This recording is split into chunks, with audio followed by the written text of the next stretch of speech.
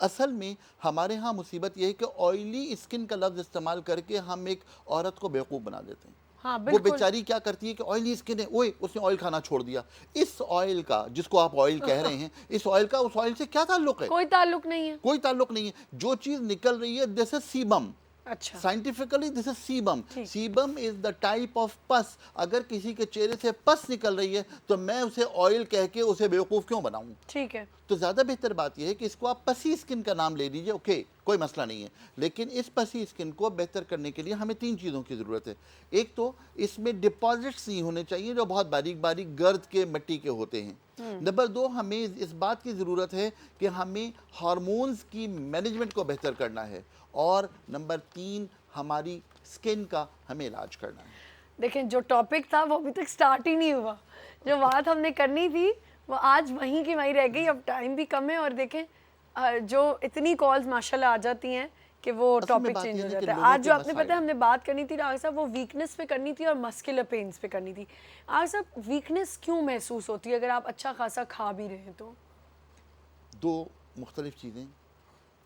मैं हमेशा एक बात कहता हूँ कि एक कंपनी है बहुत बड़ी, उस कंपनी का एक फाइनेंस मैनेजर है जिसकी जिम्मेदारी फाइनेंसेस को मैनेजमेंट करना है। उसके पास फाइनेंसेस बहुत सारे हैं, लेकिन अगर उसका मैनेजमेंट ठीक नहीं है तो क्या होगा? तो कंपनी कैसे चलेगी? जी बिल्कुल इसी तरह इंसानी जिस्म है कि आप ये कह रहे हैं कि मैं खा तो बहुत रहा हूँ, फाइनेंसेस तो बहुत दे रहा हूँ, लेकिन वो जो फाइनेंस मैनेजर है वो तरीके के साथ उसको डिस्ट्रीब्यूट नहीं कर रहा है, तो फिर वीकनेस तो होगी। जी बिल्कुल। बिल्कुल एक इंसान एक इलेक्ट्रॉनिक कंपनी है, एक कंप्यूटराइज्ड कंपनी है।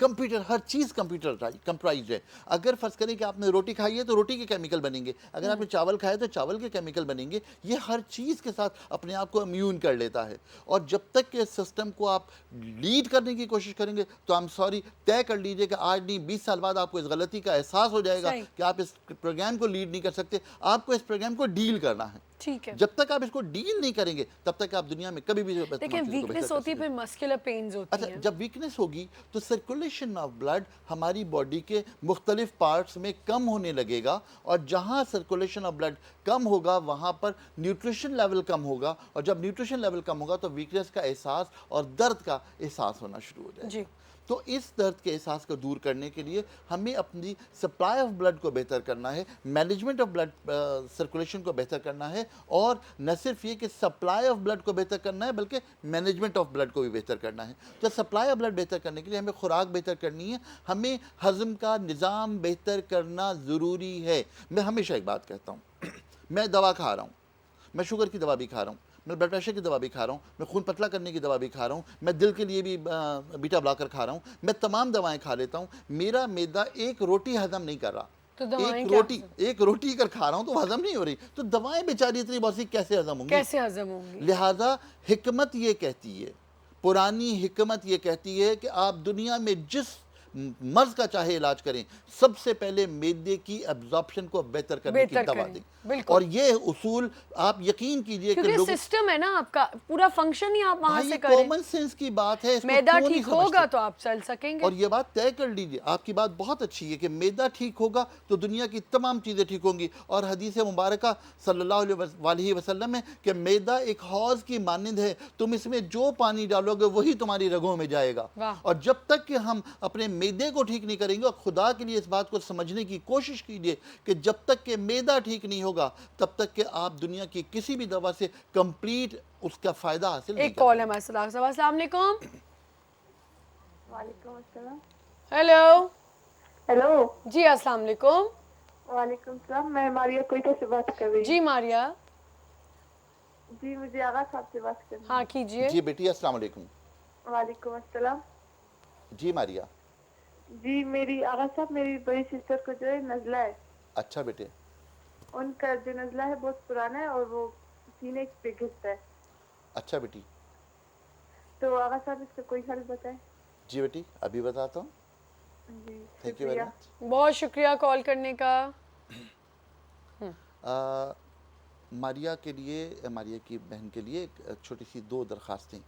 पहली बात तो ये कि नीम गर्म पानी में नमक डालकर रात को नाक साफ करें, ठीक है। गरारे करें और मिसवाक करके सो जाएं। ठीक है। दूसरी बात, जिस दवा का मैंने शुरू में नाम लिया था इतरीफल उस्तुखदूस, इतरीफल में त्रिफल होते हैं। अगर किसी को भी त्रिफल के बारे में इंफॉर्मेशन चाहिए तो गूगल पे जाकर त्रिफल निकाल ले, उसको तमाम इंफॉर्मेशन मिल जाएगी। Triphala is may be the next anti cancer medicine. ठीक है, तो त्रिफल इस्तेमाल करें, उसके साथ लेवेंडर मैंने ऐड किया है, त्रिफल उस्तुखदूस। अगर इसका मुसलसल रात को सोते वक्त इस्तेमाल करें और 6 महीने तक इस्तेमाल करें, इस दरमियान में अगर खुदा ना खासा नज़ला बहुत ज़्यादा हो तो दवा खाएं, वरना दवा ना खाएं। कोशिश करें कि सूजी के हरीरे से अपने आप को ठीक कर लें। सूजी के हरीरे को बनाने का तरीका ये है कि 2 टेबल स्पून सूजी खुश्क लें, खुश्क तवे पे डाल के हल्का सा भून लें, उसको पानी में बॉईल करें और उसको गुड़ से मीठा कर लें। ये आप पी लें, बहता हुआ नज़ला फौरी तौर पर ठीक हो जाएगा। अच्छा 2 चमचे सूजी, ठीक है, उसको तवे पर भूनकर पानी में बॉईल कर लें, उसमें गुड़ से मीठा करके उसको पी लें, गरम गरम चाय की तरह। बहता हुआ नज़ला बिल्कुल ठीक हो जाएगा। और उसके साथ ये नाक साफ़ करने वाला अमल शुरू करें। कोशिश करें, ये 6 महीने का स्पैन है, इसको आप पूरा का पूरा इस पर अमल कर लें, नज़ला बिल्कुल ठीक हो जाएगा, दोबारा कॉम्प्लिकेशन नहीं होगी। वो लोग जो इनिशियल साइनोसाइटिस के पेशेंट हैं उनके लिए भी इंशाल्लाह ताला ये बहुत अच्छी दवा है। अच्छा आगा साहब, वही मस्कुलर पेन पे हम आ जाते हैं। आगा साहब, अगर आपको जो यहाँ दर्द हो रहा है, कंधों में दर्द हो रहा है, लेकिन इसके लिए आप बाम लगा रहे हैं, सब कुछ करें, खाने पीने में ऐसा क्या खाएं कि आपकी ये दर्दें चली जाएं? मैं आपकी बात से थोड़ी सी चीज़ें लिंक कर रहा हूँ। इस जगह पर अगर दर्द बहुत ज़्यादा है तो आम तौर पर गर्दन का 5वां, 6ठा और 7वां मोहरा या इनमें से कोई एक डिस्टर्ब हो सकता है। इसमें बुनियादी बात फिर वही है कि आपके जिस्म में कैल्शियम की कमी की वजह से हड्डियों में कमज़ोरी पैदा हो रही है। नहीं आगा साहब, मैं दूध भी तो पी रहे हैं। नहीं, मैं आपसे वही अर्ज़ कर रहा हूँ ना कि दूध पी रहे हैं, लेकिन जो कैल्शियम की कमी की वजह से अगर स्पेस में कमी आ गई है तो थकन तो होगी, दर्द तो तो उसको होगा। कैसे ठीक किया जाए? उसके लिए एक्सरसाइजेज हैं। ठीक है, मेरी दरख्वास्त ये कि हम जब मस्कुलर की बात कर रहे हैं तो एक लिंक मैंने आपको दिया।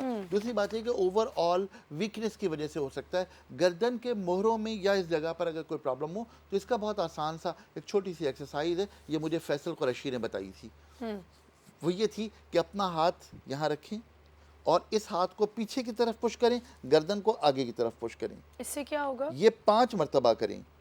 इससे इन आए। तमाम मसल्स में आपको लगेगा कि चेंज आया। आए। और उसके बाद फिर सबसे ऊपर, सबसे नीचे, सबसे राइट, सबसे लेफ्ट, और उसके बाद इसको क्लॉकवाइज या एंटी क्लॉकवाइज आप इसको घुमाइए 5 मरतबा। इससे आहिस्ता आहिस्ता मसल अच्छा आगा साहब, ये कड़ाके निकालने की एक होती है। ये जो कड़ाके निकालने वाली बात है ना, ये वो गर्दन के मोहरों ये की, यूं, ये मोहरों की वजह से, मोहरों ये की ना वजह से। निकले तो मुझे बहुत दर्द होता है। वजह ये कि दरमियान में गैप आ जाता है। अच्छा, दूसरी बात ये कि मैं हमेशा तो बूढ़ी हो गई हूँ आगा साहब। ये ऑन मीडिया आप एतराफ़ कर रही हैं। बस घर वाले न सुने, बाकी कह रहे हैं। अच्छा, जिन लोगों के साथ ये सारे मसाइल होते हैं, मैं अर्ज़ करूं, लोग बहुत सारे मसाज का मशवरा देते हैं। मसाज कभी भी हथेली से नहीं करना ये चाहिए। मसाजेस कितनी है इम्पोर्टेंट? मसाजेस का मतलब ये है कि आप कोई भी ऑयल लगाए। देखिए, ऑयल का मतलब वहाँ पर थोड़ी सी चिकनाहट पैदा करनी होती है। अब आप एक्सरसाइज कर रहे हैं, मसाज कर रहे हैं, तो मसाज हमेशा उंगलियों से कीजिए। उंगलियों से इतना प्रेशर दीजिए कि जितना हम पुराने टाइपराइटर को पुश करने के, बस, इससे ज़्यादा नहीं। इससे ज़्यादा जो लोग मालिश करते हैं वो हमेशा नुकसान उठाते हैं, कोई ना कोई प्रॉब्लम ज़रूर खड़ी हुई होती है। लिहाजा उसको हल्के हल्के आप एक्सरसाइज के साथ मसाज करें, किसी भी तेल के साथ कर सकते हैं। अगर वो तेल लौंग का तेल हो तो कंपैरेटिवली ज़्यादा अच्छा होगा। लौंग का तेल बनाने का तरीका ये है, 50 ग्राम लौंग, 100 ml पानी डाल करके हल्की आंच पे पकाइए। जब पानी थोड़ा सा कम हो जाए तो उसमें 250 ml यानी 1 पाव आप उसमें जैतून का तेल डाल दीजिए। उसको हल्की आंच पे इतना पकाइए कि पानी और लौंग जल जाएं। इसको छान कर रख लीजिए। ये लौंग का तेल आपकी मालिश के लिए बेहतरीन तेल है। अच्छा, ठीक है। इससे आप हल्के हल्के एक्सरसाइज के साथ साथ मसाज करें, बहुत सारे दर्द इससे बेहतर हो सकते हैं। ख़ासतौर से कमर का और घुटनों का दर्द बेहतर हो सकता है, बशर्ते कि आप उसको मालिश करें, पहलवानी न करें और हड्डी तोड़ने की कोशिश ना करें। एक कॉल है हमारे साथ। अस्सलाम वालेकुम। हेलो जी, वालेकुम। वालेकुम अस्सलाम, कौन बात कर रहे हैं? अरे जी, बशीर। क्या कहेंगे? बशीर, मैं डॉक्टर साहब से बात करनी थी कैंसर के बारे में। हाँ, जी हुक्म जनाब। जी बशीर साहब। सलामकुम डॉक्टर साहब। डॉक्टर साहब, आप एक प्रोग्राम में आए थे जिसमें आपने कैंसर के लिए कुछ बताया था, जी जी, काफूर और जायफरान। और ज़ाफ़रान। ये तफसील से पता नहीं चला था कि वो कितना गोलियां बनानी है, कितने ग्राम्स की बनानी है और कितनी खानी है। अच्छा बशीर साहब, मैं अभी अर्ज़ कर देता हूँ, अभी अर्ज़ कर देता हूँ। हाँ, thank you. Thank you for calling, बहुत शुक्रिया जी। देखिए, कैंसर के हवाले से ये बहुत पुरानी बात है, तकरीबन कोई 4 साल 5 साल पुरानी बात है जब मैंने ये नुस्खा मुरतब अच्छा, किया था। आगा साहब यहीं से कंटिन्यू करते हैं। आप बशीर साहब आप यहीं रहिएगा, हमें ब्रेक का टाइम हो गया हमारा, ब्रेक लेते हैं। आपका जवाब जो है ब्रेक के बाद देंगे। Will be right back.